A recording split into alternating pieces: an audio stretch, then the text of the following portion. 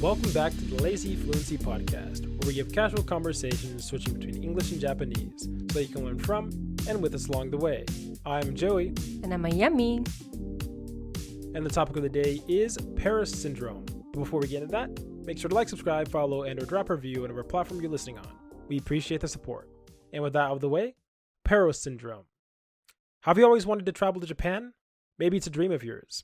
Well, today, we're here to help you set your expectations so you don't end up with Paris syndrome. A lot of people, YouTubers, etc., and I think on previous episodes we talked about a lot of people being interested in learning Japanese and wanting to move to Japan, especially Americans, Canadians, and Australians. And so this reminded me of something I learned when I was studying or majoring in Japanese and doing my senior thesis that I learned about called Paris syndrome.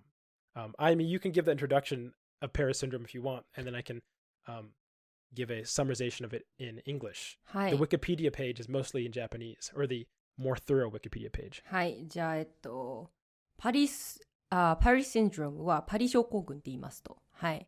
で、そのウィキペディアページでは、その定義として、パリ症候群は流行の発信地、などといったイメージに憧れて、パリで暮らし始めた外国人が、現地の習慣や文化などにうまく適応できずに、精神的なバランスを崩してうつ病に近い、症状を訴える状態を指す精神医学用語なんだ。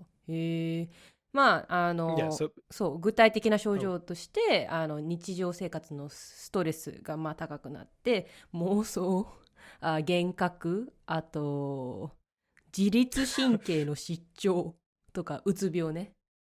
So it's a specific kind of depression that's onset by going to another country, and it has a lot of one of the primary causes is a gap between your expectations and the reality of actually going there. There's other stuff that goes into it for more detail, and the reason we're talking about this is because we don't want you guys to suffer Pari Shokogun or Paris syndrome. It is also very, even though it's like, how do I explain this? It's technically like a mental illness or disorder, but it's just like, as we go through explaining the history of this and everything around it, it seems like a joke. This whole thing seems like a joke. But yeah, it's a real phenomenon. It was coined by, was it a Japanese psychiatrist working at St. Anne Hospital Center in France. あれ絶対日本でもありそうなんだけど、なんでそもそもパリっていうと確かにおしゃれなイメージはあるけどさ、日本人ならではのねことなのかな。日本人が外国に行ってある程度、なんていうの期待していくと実質あんまそうでもなかったわみたいな。Yeah, so there are other countries I believe that have now been coined X-place syndrome. I talked about this with a friend probably a month or two ago, and I looked it up, but I can't remember what they were. But I think the original blank syndrome was for Paris syndrome, and it's primarily, or the primary, what would you say, people who are most susceptible to it are Japanese women from their 20s to their 30s, which is a interesting set of people.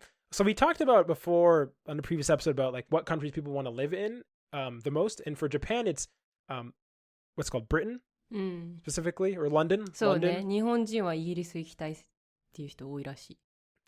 And so there might be an emergence of England syndrome or something, but for France, I give maybe what is your perception of France in general? I mean, as a resident Japanese person. フランスって言われたら、まずあれだね、なんかフランスパンとかフランス料理とかでエッフェル塔もちろんそうだし、言われたらおしゃれな街って感じで。But what would you say is like how strong the influence is? Like, do you think like when people say France, like how close do you think people feel to France? Like I really want to go there. For example, like with Japanese now, like it's the craze in America. I was just at a hobby shop a second ago, and some random guy walked in, and I just mentioned the word Japan, and he started going on about a whole bunch of stuff. He's like, that's my dream to go there. And so do you think that a lot of people dream about going to France, at least modern day, as in 2023? 少なくともなんかヨーロッパ行きたい人とかはフランス行くんじゃない？ヨーロッパ行きたくてさ。But I'm saying is it their main travel destination? do you think it's their main travel destination? まあ、like it's the number ヨーロッ one パ thing 行くっ they てな want っ to た do? ら少なくともドイツ、フランスとか行くんじゃない？あとイタリアとかフィレンツェとかさ、なんかそこら辺あれヨーロッパ行くってなった時にさ、ウクライナ行くとかならないじゃん。ウクライナはヨーロッパのかな？そう。Well, I'm just saying, would you think they'd put it as their number one or number two? Yeah. Like I'm saying, if an American goes to East Asia, they're going to put most people, I think Japan is number one. まあそうじゃない。まあまあ、トップには入ると思う。フランス。Yeah. So this Paris syndrome, I think, was in 2004. So the interest of the Japanese people in general might have changed more to Korea and England as compared to 20 years ago. But so we'll give more details about specifically how this whole Paris syndrome develops, unless you want to talk about it, or I can talk about some stuff with like the tongue clicking, because I found that very interesting. なんかじゃあちょっと話すわ。ウィキペディアのページを見てると、なんかその精神的に不安定になる理由としてなんかフィラー言葉つなげるときフィラーって言うじゃん、英語だと。それをなんか舌打ちだと勘違いしちゃってなんか私のことをなんだろう、うざいと思ってんのかなみたいなね、思っちゃう人もすごく多いらしくて、で多分それってフランス語が分かってなくて、相手が何言ってるか分かんないから、その文脈からそれがフィラーとして使われてるっていうのが分かんなくて、ただただ自分にね、悪態ついてるんじゃないかみたいな、被害妄想みたいになっちゃって、そうそうっていう。Yeah, so one of the reasons that people developed, there's a lot of, what would you say, simultaneous the working effects that create this Paris syndrome. But one of the biggest, or one of the things that is noted as being a particular, what would you call, trigger for this Paris syndrome is clicking their tongues. Apparently French, it's common, and clicking your tongue is considered to be filler, just like a space, kind of in English, how going, or whatever is. But in American English, it may be perceived to the Japanese people, clicking their tongue is seen as people being like angry. Because in Japanese, people do that, the whatever as well, which means like you're angry and you're like maybe disappointed with somebody or irritated. And so a lot of people saw or heard the clicking of tongues when they went to France and thought that they were being looked down upon. Something I found interesting is it also specifically notes that, like, what was it? That, oh gosh, I'm not going to be searching too much here, but I remember reading it saying something like Sweden, was it Sweden, France, what's Oranda again? I forgot. Netherlands? Netherlands, yeah, there we go. Netherlands are this is according to 2019, the European Union, they're listed as being some of the least, having the least discrimination towards Asian people. It's in the top 3. Despite that, that's what it's saying, that people still, or Japanese people still felt like they were being discriminated against when they heard French people smacking or clicking their tongues. So the other stuff is more have to do with expectation. Oh, go ahead. しかもこのフィラーを舌打ちと勘違いしてるみたいな、なんでこういうことが起きるのかみたいな、その研究なのかな、調べたやつがあって、それでなんかそのやっぱりある程度の語学力がその行く前からある人はそのフィラーが舌打ちに聞こえないけど、でも自己紹介とかなんかちょっとしか分かんないレベルのフランス語の人だとやっぱりそう聞こえちゃうらしいから、もう言語の理解度っていうのは関係してる。Yeah, the same thing is also true with not just language but culture. People who are more likely to know about the culture before going there are less likely to develop Paris syndrome. ただの Do you want to talk about the other? Oh, go ahead. なんだっけな、なんていうんだ、憧れてなんかそういうなんていうんだろう、先入観しかなくて行く人にとってはちょっと現実をね見る感じで結構がっかりしちゃうんじゃないかっていう。そう。Yeah, that was the preconceived notions of Paris. And what were those preconceived notions? What? For what were their, like, the notions they had about France? I think one of them was like their biggest expectations was they were expecting everybody in France. For one, they were expecting it to be very clean. They were expecting everybody to wear Louis Vuitton. like it being worn is just the common clothing. Like everybody's just wearing Louis Vuitton. ルイ・ヴィトンみんながさ、で持ってるってさ、そんな国あるわけねえだろ。Yeah. Or those are at least those are just two of the most popular preconceptions that are noted. But there probably are others. And one of the things that with their expectations that broke, I guess, their perception is one, everybody wasn't wearing Louis Vuitton, and a lot of Japanese people who had this basically cited as being France being a lot dirtier than they expected. And something I found very interesting at the very end, before we, I guess, move from Paris syndrome in general to talking about Japan and the expectations that people have about that, is something I found funny is at the very end, and I relate to this as an American because I feel like Americans can have this reaction where at the end, basically, if people who suffered this, let's say the initial triggers of Paris syndrome, either one, they fell in and had Paris syndrome, or two, they became staunch, like ethnic or like nationalists, like Japanese nationalists, apparently. And it said that those were the two most common patterns. So yeah. And I have seen something like this for Japanese YouTube videos where you kind of have, especially people who didn't know much about going to Japan and only had a very superficial understanding of stuff before they went there, where if it wasn't what they expected, then I've seen a lot of videos where people are just very salty about Japan and acting like Japan is, especially in like comment sections too, I've seen, and so obviously people's personal experiences are valid to themselves, but they're at one bad experience where somebody doesn't know the language, they didn't know anything about the culture, and then they came and it wasn't like they expected, and then they think anybody else who likes Japan is crazy. So just to be clear here, I'm a man who likes Japan, and I've been to Japan. So this isn't me saying, Japan isn't good. I'm just saying my goal after hearing so many people wanting to go is to just try to give you some extra information. I mean, what would you think are some, maybe, you know what, I'll give my perception on some things I think people might expect from Japan, and then you tell me how closely they align up with reality. もう一回どういうこと? I'm going to give you some of my, as an American, I'm going to pretend like I haven't been to Japan and try to imagine what kind of things people think who they haven't been to Japan before. So something I hear a lot when people when people talk about Japan, and this is kind of like, I don't know how much of this is a meme, because like for a while I've known a lot about Japan on non-superficial level, so it's kind of hard to say how much this is true, but a lot of people's only exposure to Japanese content is primarily through anime, which is very unique because other countries, even for American media, they see actual people, you know what I'm saying? They see actual actors, but for Japan it's only anime and anime characters.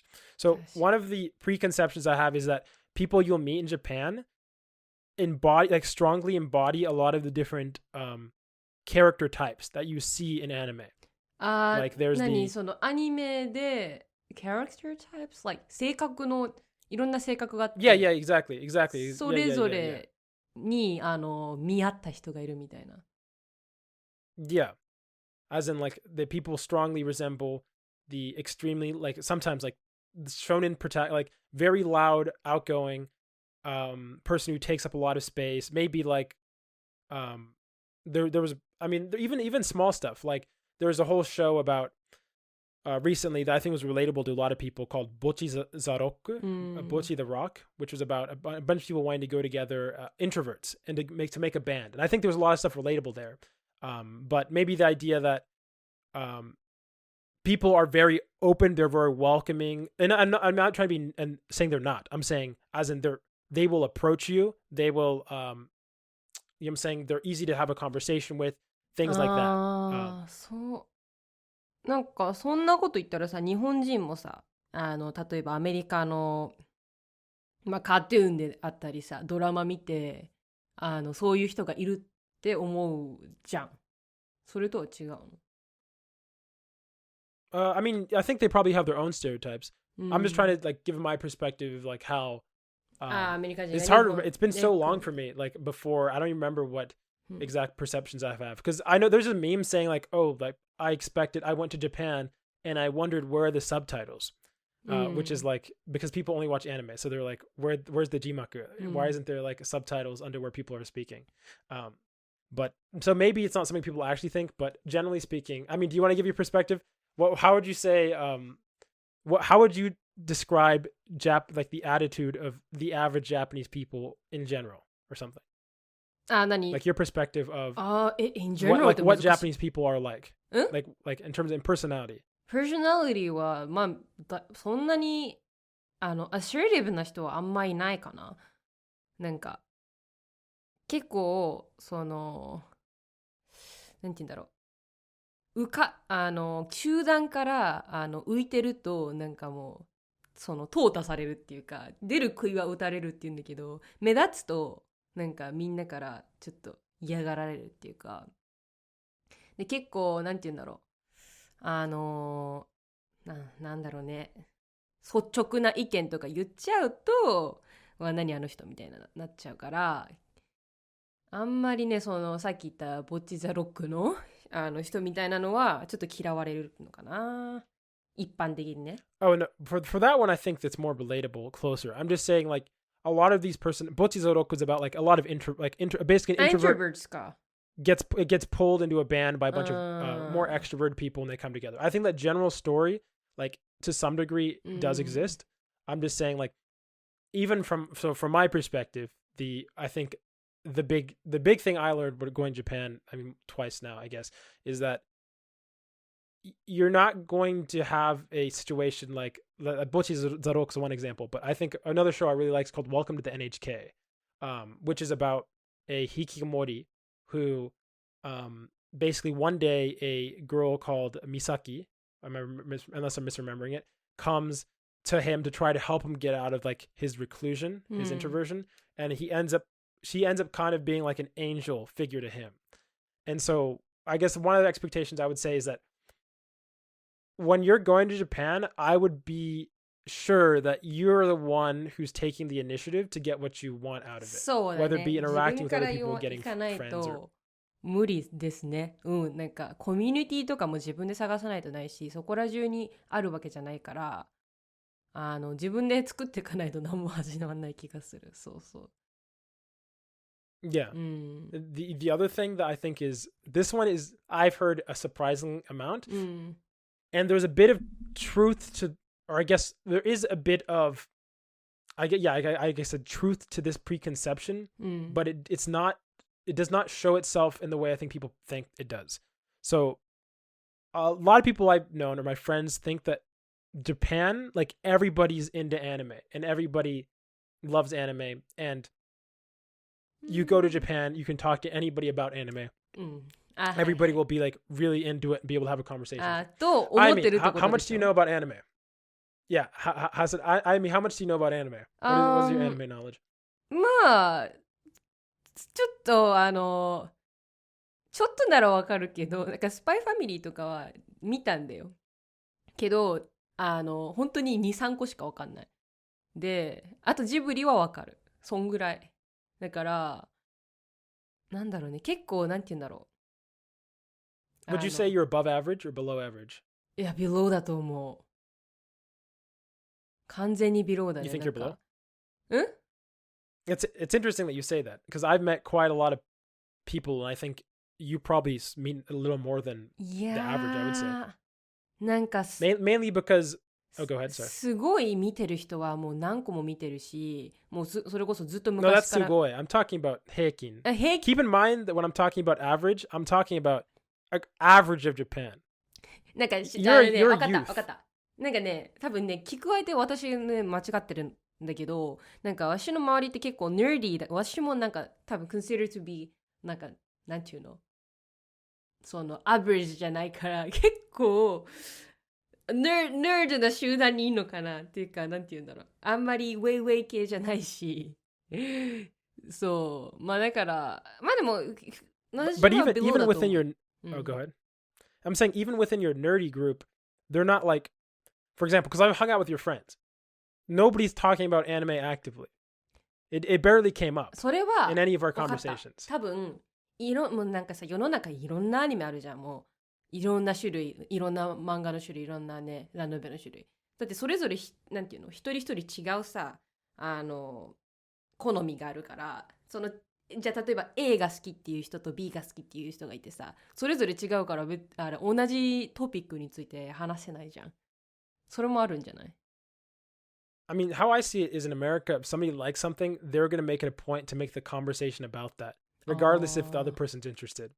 Or maybe I think that maybe the observation here is that, well, two things. One, I would say that similar to America, I would view how Japan's relationship with anime it's the same way Americans have maybe like a lot of people have seen, let's say, I'm going to go from my generation. Let's like, what would something be like? SpongeBob. Let's say SpongeBob. It's say like a lot of people have seen the equivalent, which would be Crayon Shin-chan or something like that, like one anime that is well known, whether it be one children's anime or one like One Piece or something like that.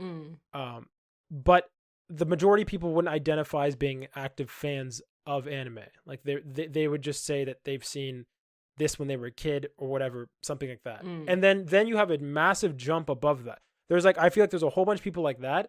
And then there are the people who are extremely, extremely into it.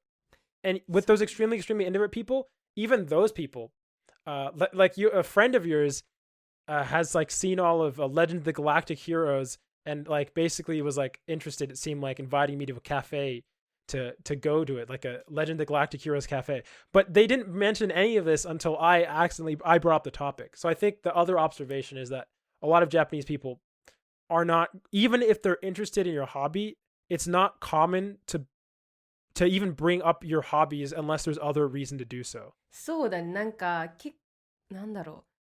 相手がどう反応するかも結構もうなんていうの考えちゃうから、例えばここでアニメがすごい好きだとするとね、私がこういうアニメ最近見てんだよねって言って、で相手がもし全然アニメ知らない人だったらちょっと空気が悪くなるじゃん。そうなんだみたいな。でもし相手がすごいアニメ好きな人だったら話せるけど、それをなんていうのブリングアップしないとさ、相手が好きかどうかも分かんないじゃん、最初は。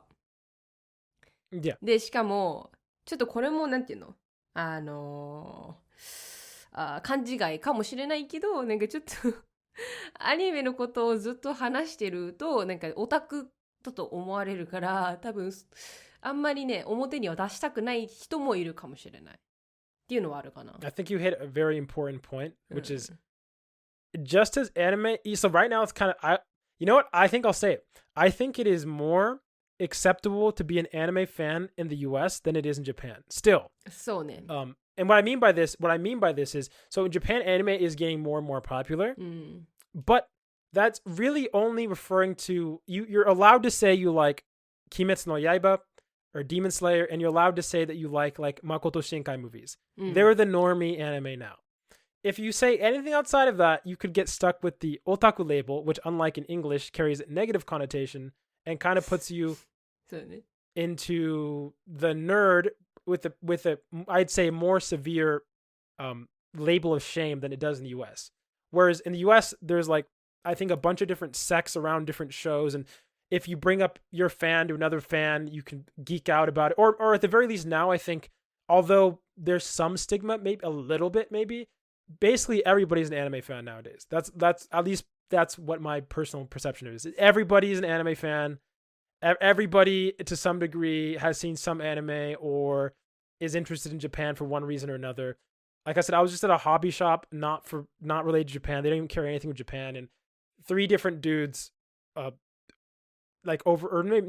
dudes and a girl overheard a conversation that I was having with one of the owner of the store, and then they all went, "Wow, like this about Japan, that about Japan. I want to go to Japan, whatever." And then my personal friends as well, like, are always dropping anime memes or stuff like that. That's not a thing in average Japanese conversation, I would say. そうで、結構みんな知ってるっていう前提で日本来ちゃうと、それこそ日本シンドロームになるんじゃない？日本これだと東京症候群になるのかな。パリ症候群じゃなくて。Yeah, well, that is one of the most, I think, I haven't actually seen the video, but I've heard this a lot, and there is some truth to it, which is like, and I'm hearing it more and more now, as I think people get more educated in one sense for relating to Japan, but I do think it's slightly, there are degrees of misconception to it, which is, Japan is great if you're taking vacation there, but it sucks to live. There is some truth to that, in that in a lot of ways, Japan has stuff that are more difficult for foreigners. But there are actually something when I looked into more statistics, I found very interesting. So Japan is known for overworking. Like everybody, oh, Japan overworked, whatever. But the thing is, the reason it's a problem is because compared to Japan's other problems, which there aren't really that many, it looks like it's a lot. But Japan has actually a comparable level of work per week to the United States. And then technically I think it's like in the top, what was it? It was in the top 20 or something when you look at just full-time workers, but it isn't even the top 5 places where people are working the most hours. And a lot of this might be because it's changed a lot recently. And maybe that's something else I should mention, is that Japan, although it has people refer to it as being very conservative, and it has gone through a lot of change very rapidly over the course of the last 20 years. いや、それ確かさ、あれなんだよ。過労は変わってないけど、パータイムが増えてるから、平均的には、労働時間が。I'm saying even Yeah. That is something that was addressed in the statistics I was looking at, is that, a lot of part-time work brought down the average work time. So that is something to keep in mind. So there is that issue. But I'm saying, in generally speaking, a lot of the issues that people would normally level at Japan have been improving steadily. The other thing is that making friends, like you feel like, this one I feel like is true. And I do think, but I don't think it's true for the reason people think, is that when you go to Japan, you might be lonely. For a lot because of the fact that it can be hard to make friends, it can be hard to make like lasting acquaintances, it can be hard to do things like that. But what I will say about this is, I mean, what's your perspective on that, Amy? 確実に友達作るのは難しいと思う。Yeah. コミュニティがないんだよ。あんまり。ごめん。なんかさ、アメリカってさ、なんかそれぞれのニーシュがあってさ、それぞれに対して結構大きいコミュニティとかがさあるじゃん。し、なんか参加しやすい。it depends. America, in some ways, America's also, everybody's getting very isolated nowadays. But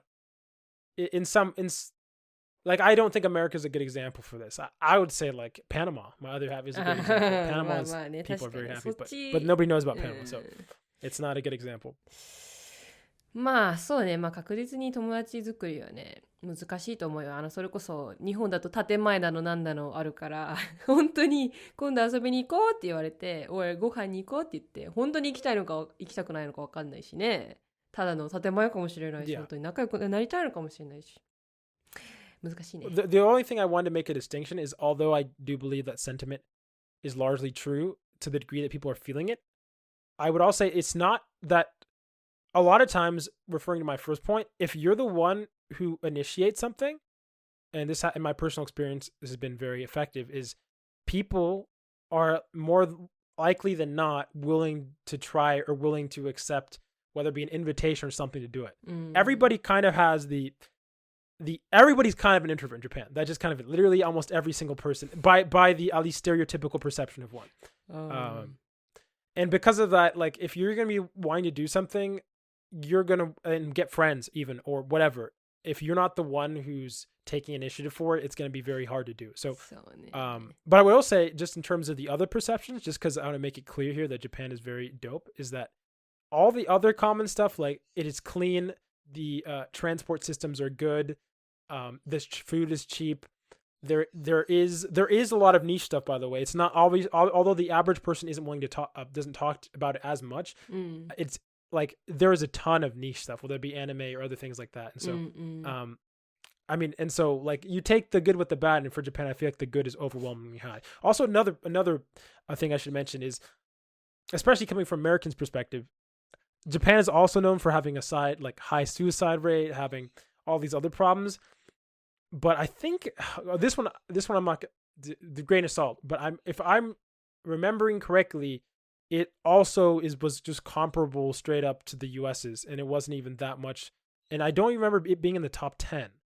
It's just that Japan, in terms of problems that it's having relative to its own problems, it's high.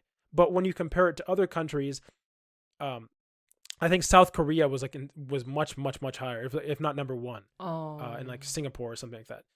Whereas Japan was like 13th or something. No, or maybe even 30th or something. It wasn't as high as a lot of people I think would expect. 自殺率の話? Yeah. As in per 10,000 people or something, that per capita or something like that. And so, yeah, there are issues, but a lot of I think the negative perceptions are a little overemphasized, I would say. But yeah, there is a little bit of truth I think in all these like preconceived notions. But hopefully, is there something that a message you want to send? What is something you think people might thinking that you want to make sure they don't think so they don't develop Paris syndrome? Towards Japan? Yeah. Paris syndrome なのにあれジャパンについてなんだ。まあ日本 Oh, you know what? Maybe something like clicking their tongue. Is there any gesture Japanese people do? なんだろう。特にないと思うけどね。まあ要するに建前とかはやっぱ知っといた方がいいと思うよ。それが一番。Oh yeah, that's a great one. Do you want to explain? 建前多分ね、建前のエピソードどっかでやった気がするけど、何番かわかんないけど、調べて、後で。で、その、本当は思ってないけど、相手を傷つけないために、なんて言うんだろう。なんて言うんだろうね。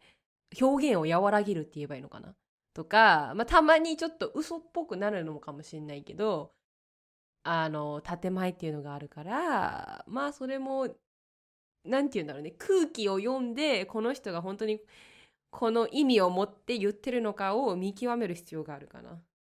うん。Yeah. そうね。Yeah, I agree. I definitely think that could be like a French tongue clicking thing. Is that do your best to contextualize and not misunderstand that 建前. 空気大事。But yeah, we've gone a little bit late, so yeah, hopefully all those things. A lot of you people, if you can understand this episode in general, you probably already know this, but just in case, I thought, hey, maybe this can help some people, or maybe you can spread it to your friends. Let them know the good news or just the news in general. But yeah, we are back. 戻りました。Yes. So I want to talk about it's Hanami season. How do you say Hanami in English? Flower watching.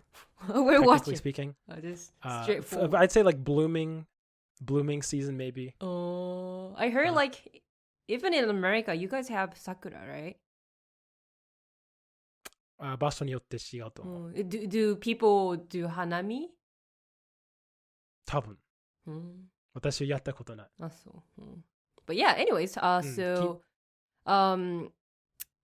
so like it's 12th March today, and そう。Yeah, it's considered to be 18th is the mankai day. Mankai, like full bloom. Full bloom. Yeah, for sakura. So like, and on average year, it's a little bit late, but this year it's so warm, so the full bloom day got earlier. So yeah, probably next week, yeah, we'll have ね、満開の日。そう。普段は混んでる満開の花見。Yeah. Many people go to hanami and then they will have this tarp, レジャーシートっていうの in Japanese. And then like you bring friends, family, and then ピクニックって感じ? So yeah. It's kind of like a picnic. And then yeah, we will have fun.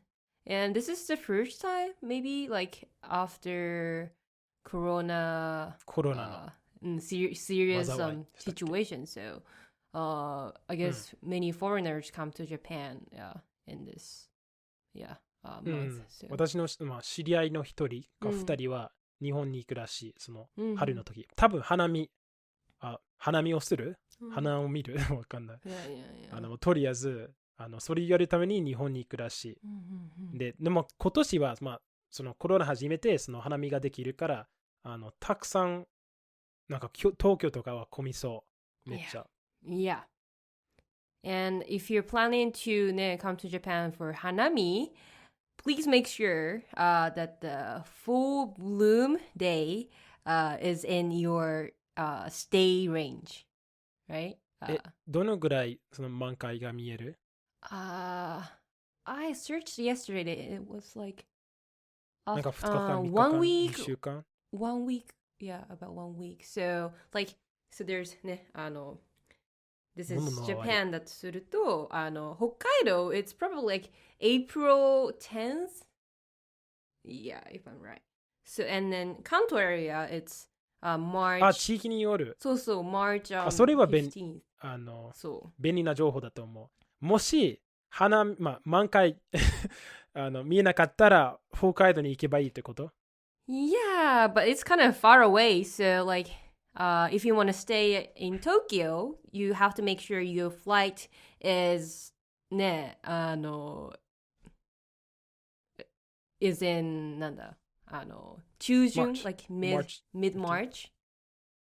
そうそう、yeah, just 私日本の春と夏を味わったことはない。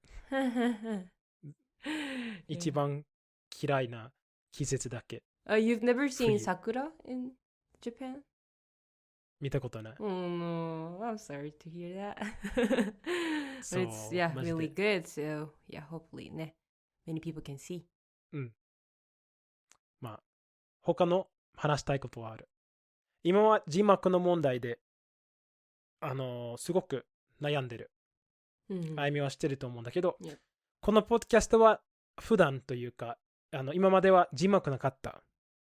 でも、英語の字幕と日本語の字幕もつけたいと思ってるので、それを工夫してやろうとしてるんだけど、今まではどうやってできるかちょっとわからない。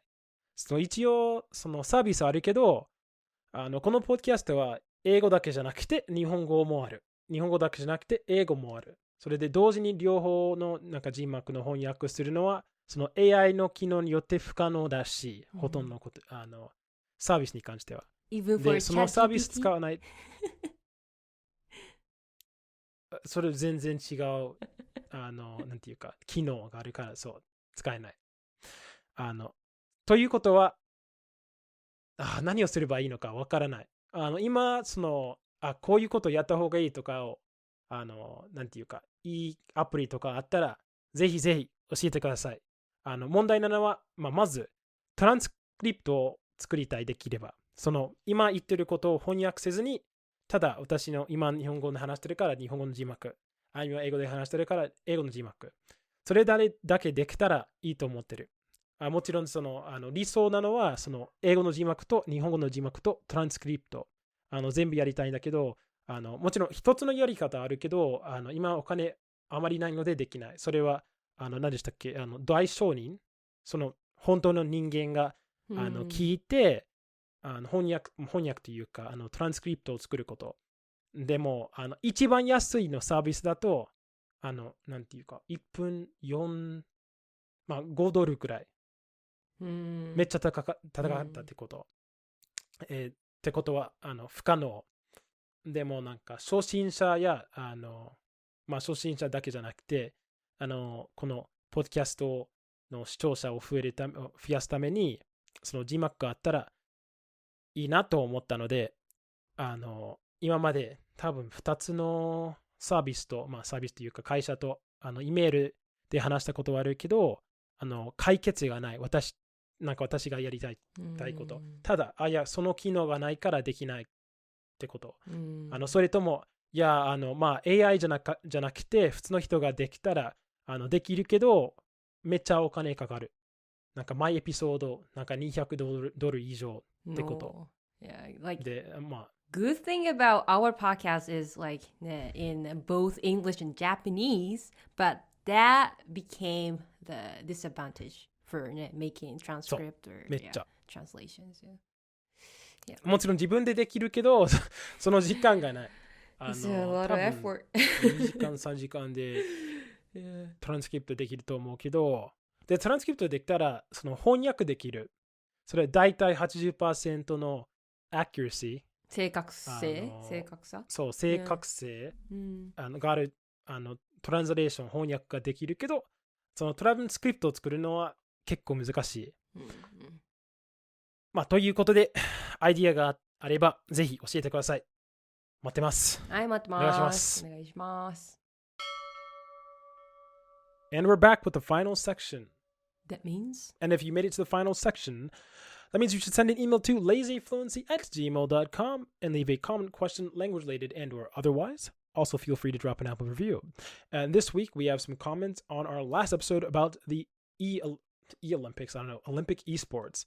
So there are 2 comments. I'll read them one at a time. First one from Shawcox, or MVP commenter. I'm leaning towards some athletic purists being in charge. So this is as to why this whole thing isn't happening in the first place. He's saying he believes it's due to athletic purists. They wanted to make the esports section so bad that no one would ask for it again. It's definitely best to keep everything separate. I like my sports. I like my esports. I like my chess. I don't think any of the groups really need that crossover in the same space.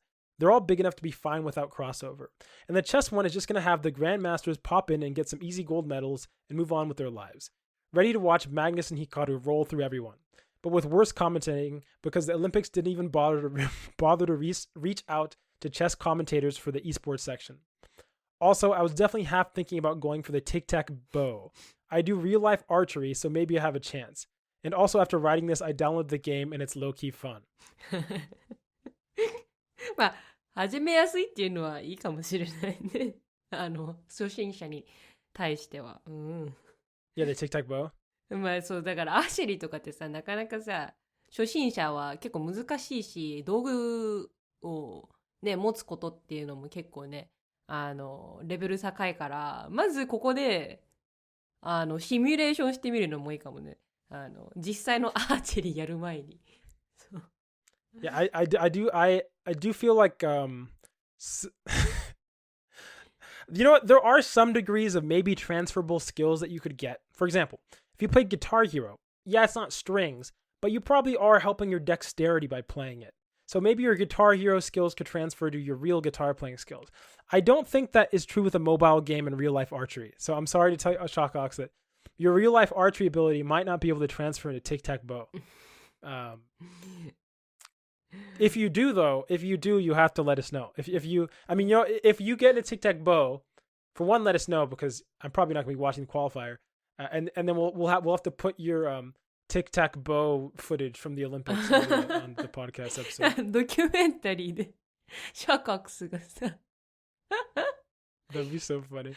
I wonder how are they gonna. That's another question with the mobile games. Holy cow! I cannot. How are they gonna take engaging footage for that? You know what I'm saying? Imagine how the Olympics are normally presented, with like this grand stage and this huge ceremony. It's just people going like. 面白いな。なんか that would be hilarious だけどね。それはそれでなんかどれだけさ、なんて言うんだろう。ローキーっていうかなんていうの。ね、そんな大したことない場面がさ、映るって面白いよね。Yeah, you know, maybe they can do it from their homes actually, so they don't even have the. 汚い家が映るかもしれないね。The more I think about it, the more I need to know how this works. I don't know if I'll actually watch it, but I'll definitely look at like VODs or YouTube videos of the event. But yeah, and then so for the second comment regarding the Olympics, it was from Oddity, and it goes like as follows. So I have an unpopular opinion. I think the Olympic Games are stupid. The modern Olympics were originally supposed to be a platform for amateur athletes. Regular people from all walks of life could qualify, show off their weird athletic skills, and compete. That's a premise I can get behind. It's democratic and actually has something to do with the idea of sportsmanship. Sadly, much like with everything, capitalism had to ruin this too. I mean, why is it interesting that some dude/dudettes who pumped up full of chemicals enhancements and has probably done nothing but train since they were fine won because their nose tip crossed the finish line a fraction of a second before the nose tip of the dude behind them? I think it's far more interesting to say some accountant from a forgotten village somewhere also happens to be the best discus thrower in the world. So in that sense, the E-Olympics, as they presented them, seem to be amping up the ridiculousness of the real-life ones. But it is a cool idea in principle. I'm not sure if you have thoughts about this, Ayami, but I definitely have some thoughts about this. まあ、オリティは何 e スポーツには賛成なの賛成ってことだよね。Well, not these. She's saying the idea, the premise is good, but the execution might not be. そもそも確かにさ、 at least オリンピックでそのメダル取る人ってもうすんごいちっちゃい頃から親にやらされてずっと続けてる人たちじゃん、多分。まあ、Yeah, I mean, there's definitely a lot of people like that. I don't really view it like that though. I mean, obviously, I'm super biased as a track athlete who was. I'm not sure I mentioned this, but I was there. There was a good chance I might have been able to compete in the Tokyo 2020 Olympics, or there was a chance for not for the U.S. though. But and so I don't know how I view it is the Olympics is a place where, for one, not everybody. I mean, a lot of people do steroids, but the Olympic and a lot of like famous runners did or whatever, but they have gotten a lot more anal about stuff like that in terms of drug enhancements and stuff like that. But I mean, I kind of see it twofold. The Olympics to me is seeing the potential of human capability. And I find that to be not only inspiring in a lot of cases, especially when you realize that the story of a lot of the athletes is inspiring, like especially like Kenyan or long distance runners where they're like a whole community. Like they have nothing, they have no aspirations. And they don't have some really expensive coach teaching whatever. They took a chance. They realized that they don't really have other ways to support their family. And they said, I'm going to be the best in the world to provide a, like, you know what I'm saying? なんかそういうのはすごい or something for my family. And so 素敵なストーリーだと思うけどさ、なんか And I'm saying for Olympics has a lot of that because it's everybody from everywhere in the world. And although for a lot of reasons you could say it's less democratic because maybe not everybody gets the same opportunities to go to compete. But at the end of the day, the Olympics, unlike other sports, at least the track and field section of the Olympics or swimming section of the Olympics, are some of the most objective things you can get. You either are the fastest in the world or you aren't the fastest in the world. Like a ref, it's funny because I've actually been screwed over by a ref before in track. That's a whole separate conversation. But 99.99% of times in track or running specifically, there's no politics. You either are faster than them or you're not faster than them. And so that ways allows people from like all walks of life to actually make it to the very top and like represent their country. And I think, so that's kind of like another perspective I have on it. But the other thing is all sports at the top level are about a bunch of people doing it since they were really young. So I guess maybe you do believe maybe you do probably don't have an interest in competitive sports in general, but I feel like the Olympics isn't different from soccer, basketball, football, rugby, baseball. All the people who do it at the top level have been doing it since they were like a kid. しかもさ、and so, 中にはさ、英才教育ってなんて言うんだろう。もうだからもうちっちゃい頃からお金をかけてね、コーチつけたりとかしないとそうできないやつってあるじゃん。多分フィギュアスケートとかもさ。あとスキーとか。Yes, a lot of those are just ones of opportunity. That's what I'm saying. That's why I like running specifically. Everybody can run. So I'm saying out of all the ones you could throw shade to, I think running is actually one of the ones that's kind of cool. 確かに。 In that regard. だってスイミングとかもさ、施設がないとできないじゃん。アフリカでアフリカの選手見たことないもん。スイミングのオリンピックで。Yeah, no, it's all white dudes. そうそうそう。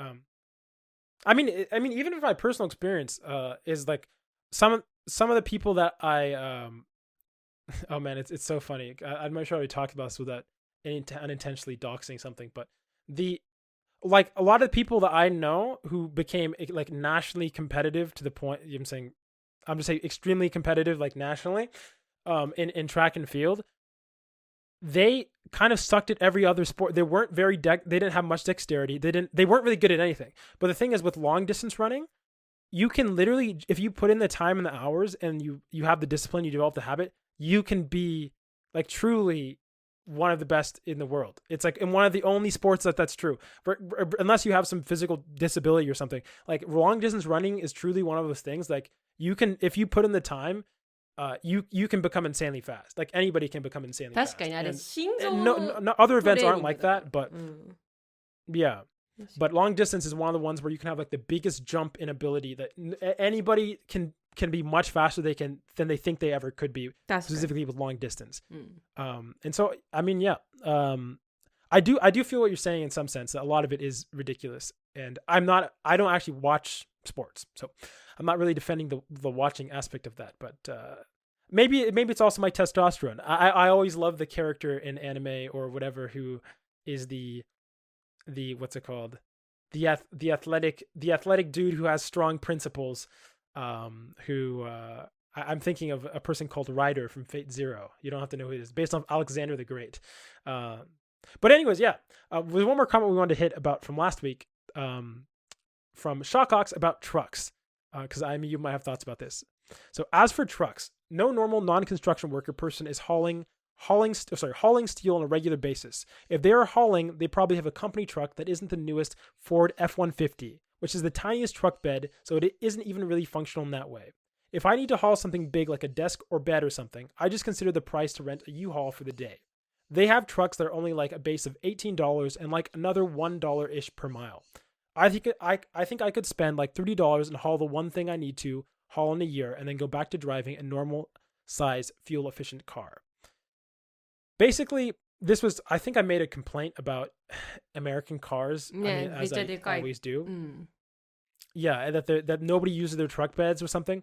And all I wanted to say here, if you have thoughts, you can say them, but all I want to say, Not Just Bikes, great YouTube channel, released a whole video about light trucks, the Ford F-150, other things like a light truck is basically it's just a truck that's reclassified as a light truck to get around a lot of like fuel efficiency and a lot of other safety features. And if anybody has my hatred for cars, or if this even sounds remotely interesting to you, I look up Not Just Bikes, check his video about light trucks. It's the most recent one he's published that says just ban them.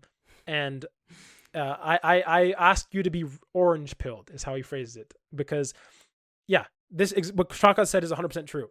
Most people do not use their truck beds. Most people don't. Most people who use these light trucks or Ford F-150s or whatever, they don't even use them to go outside the city. They don't go to nature. They don't use them at all. It's just a status symbol. そうなんだ。じゃあ大きい家を持つみたいな感じか。Yeah, it's an extension of your penis, basically. That is how I view the cars. Except how I view them, I say it's an inverse extension of your penis. The bigger your car, the smaller your penis is how I see it. Especially if it doesn't have a muffler. If it doesn't have a muffler, your penis is going inside. It's like inverted. It just, and the only reason I'm mentioning that is because that's how these people think. That is how these. Another fun statistic from the video that was talking the Not Just Bikes video is apparently surveys have been conducted about the ownership of people who own Ford F-150s, both by the companies trying to sell them, like the car companies. Sorry, not Ford F-150, light trucks. And it turns out, sorry, it wasn't light trucks. It was it was something that was basically the equivalent of a light truck. I can't remember. I can't remember what the term is, but basically, people who got these cars were more likely to be don't have much empathy. They don't relate to their community. They're less likely to volunteer. They're less likely to donate money to their community, as well as a bunch of other stuff. They're basically assholes. And what? Yeah, and so they surveyed that to find out that about the people who drive these kinds of cars. And so, yes. I've almost been run over multiple times on my bike and my while running intentionally by people with fucking Ford F-150. I just, oh God, I hate the Ford F-150. Just sends me. I hate that. I hate that vehicle. It's the most popular vehicle in America, by the way. Yeah. Sorry, I'm rambling, but this topic hits close to home. Have you ever been run over, like close to run over in Japan when you're running? No. I would just intentionally stop. No. I'm saying, like, for me, for example, I'll be running up. This is the one I think of. I was running up a hill one time, and a car was in the center of the road. I saw the driver look over, pull all the way to the right, as far as possible, and they just start going directly up behind me, towards me. And I had to jump off the road and roll into the side grass, like literally off the road completely. There's no sidewalk. There's just like grass to right to prevent myself getting hit by the car. Yeah, and that's why I don't remember if it, in my head it was a Ford F-150. I don't remember if it was. それってあれじゃない？ Ford F-150. 情報入れ替えてない？その人がさ、もうクソすぎて、それがその車を運転してたってさ。I mean, maybe, but I will say there was an event that happened. It was like last year where a person, I believe, in a truck, I don't know if it was a Ford F-150, saw 6 bicyclists and intentionally went off the center of the road, hit all of them, but none of them ended up dying. So like it didn't end up being a problem, and then they weren't even allowed. They didn't even like get anything for them intentionally trying to kill all the bicyclists. It was the most ridiculous story. I don't know what ended up happening with it, but it was one of the most insane stories I've ever heard of. He intentionally ran them over, but they didn't die, so it was fine, basically. 世の中怖い人がいるもんだ。Yeah. And the last thing, this is another thing from Oddity, which I just learned about this thanks to Oddity, and so I want to share the good news. So regarding your longing for bidets, my dad is really big on them, and he's this installed and is very happy with it. So what this is let me see if I can find the specific term here. That it's a link that Oddity sent me to. It's a bidet attachment. So it's called bidet attachment nozzle, basically. And so it doesn't matter the specific one that I was sent, but apparently you can get things that you can attach onto regular toilets to make them bidets. So if anybody's been vaguely interested in bidets, and you're like, well, Joey's like, why does he love them so much? I would recommend checking this out because this is a much cheaper alternative than getting the whole system for a bidet. I'm tempted to do this unironically. That's all I wanted to say. I mean, do you have any other thoughts? なんかわかんない。周りで使ってる人がいるかもわかんないけど、日本人あんま使わないと思うんだよね。Oh no, not these. What are you talking about? Everybody, I thought everybody uses bidets. そうなの? In Japan, every single toilet has a bidet. 違う。あるからって言って使ってるわけではないじゃん。All I know is my host family used the bidet. I always heard the thing going bzzz. なんか嫌じゃない？なんかさ。Do you use the bidet? So you don't use the bidet? Is what you're saying? You're a non-bideter.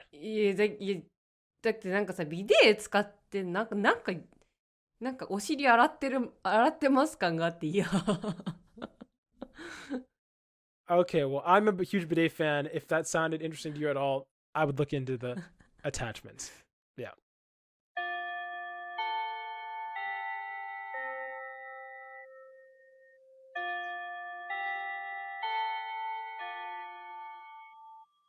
That bell means we've reached the end of today's episode. Thanks for joining us in another lazy conversation towards fluency. If you have any language-related questions and are just looking for general advice, send an email to lazyfluency@gmail.com. We might respond to the next episode. Also, make sure to check out our podcast on YouTube, Spotify, Apple Podcasts, Amazon Music, and more. We'd appreciate the support. This has been Joey. And Ayami. Signing off. Johnny.